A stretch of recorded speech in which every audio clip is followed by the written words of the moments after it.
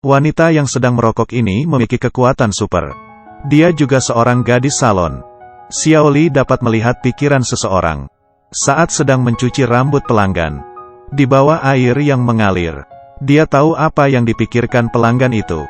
Dia melihat pelanggan pertama ini baru saja berkencan dan memberikan bunga kepada teman kencannya. Mereka saling bergandengan tangan.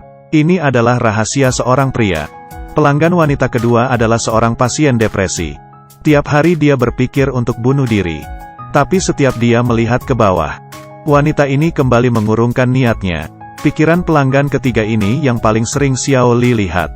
Setiap hari yang dipikirkan pria ini adalah wanita. Mungkin karena dia seorang pria single. Bahkan sedang mencuci rambut pun dia memikirkan hal kotor. Editannya terlalu aneh. Walaupun Xiao Li memiliki kekuatan seperti itu, tapi dia tidak pernah beritahu kepada siapapun. Hari ini salon kedatangan seseorang, Xiao Wang. Xiao Wang dengan terampil berbaring di hadapan Xiao Li. Seperti biasa Xiao Li pun mencuci rambut Xiao Wang. Di bawah air yang mengalir, Xiao Li menyadari Xiao Wang berbeda dengan orang lain. Xiao Wang mengingat masa kecilnya. Dan lebih anehnya ada Xiao Li di dalam pikiran itu. Ternyata dulu Xiao Wang adalah teman sekolahnya. Xiao Wang selalu menyimpan sendiri dan tidak berani mengatakan. Terkadang Xiao Wang diam-diam menaruh permen di mejanya. Xiao Li bahkan tidak tahu akan hal itu. Tapi sekarang Xiao Li telah melihatnya. Setelah Xiao Li mengetahuinya, Xiao Li sangat senang. Tapi dia juga sangat tegang. Karena dia tidak pernah tahu ternyata ada orang yang mencintainya. Xiao Li tidak tahu bagaimana cara mendekati Xiao Wang. Di saat Xiao Wang akan pergi, dengan inisiatif, Xiao Li menyapanya. Mereka pun mulai akrab. Suatu kali mereka mengobrol. Xiao Li pun akhirnya mengetahui. Xiao Wang adalah seorang psikolog. Kebetulan itu adalah profesi yang dia pernah impikan. Mereka membahas kehidupan, lalu membahas tentang impian. Sambil mengobrol, mereka pun pulang bersama. Seiring waktu mereka pun akhirnya pacaran. Dan tidak lama kemudian Xiao Wang melamar Xiao Li.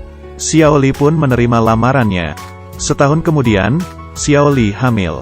Pekerjaan Xiao Wang semakin sibuk. Terkadang dia bahkan pulang larut malam. Dan terkadang dia mendapatkan panggilan dan bergegas keluar. Tapi anehnya, semenjak mereka menikah, dia tidak mengizinkan Xiao Li mencuci rambutnya lagi. Dia juga tidak memperbolehkan Xiao Li mendatangi kantornya. Hal ini membuat Xiao Li curiga. Sampai suatu hari, kebetulan Xiao Wang baru saja keluar. Xiao Li menemukan handuk rambut yang dipakai suaminya. Dia mengeringkan handuknya, hingga mengeluarkan air dari handuk itu. Dari air itu dia melihat ada sepasang kaki. Dia melihat tangan suaminya menyentuh kaki itu. Dan juga melihat sebuah nomor kamar. Kamar nomor 304. Apakah selama ini Xiao Wang membohonginya? Bagaimana seorang psikolog bisa menyentuh kaki seorang wanita? Kemudian Xiao Li bergegas keluar. Dia mengikuti suaminya sampai di sini. Ini adalah sebuah salon kuku. Xiao Li berpura-pura menjadi pelanggan di sana. Di dalam dia melihat berbagai macam wanita. Sambil berjalan, akhirnya dia menemukan kamar 304. Xiao Li berdiri di depan pintu dan mencuri dengar. Dia mendengar suara suaminya dan wanita lain. Xiao Li langsung menerobos masuk. Wanita di dalam baru saja pergi. Xiao Li berpura-pura menjadi pelanggan dan duduk. Saat dia memasukkan kakinya ke dalam ember, Xiao Wang pun mengenalinya. Lalu Xiao Li melepaskan maskernya dan bertanya, apa yang terjadi? Xiao Wang tidak dapat menutupinya lagi. Dia diam dan menyiram air di ember ke kepalanya. Dari air ini, Xiao Li pun melihat, ternyata Xiao Wang juga memiliki kekuatan super. Dia melihat pikiran seseorang melalui air cucian kaki. Bahkan dia setiap hari mencuci kaki pelanggannya, untuk melihat isi pikiran pelanggan itu, dan membantu pikiran psikis mereka. Akhirnya Xiao Li mengerti, ternyata dia sudah salah paham kepada suaminya. Semenjak itu, mereka membuka sebuah kantor konsultasi. Yang satu menjadi konsultasi psikologi pedikur. Yang satu menjadi konsultasi psikologi tata rambut.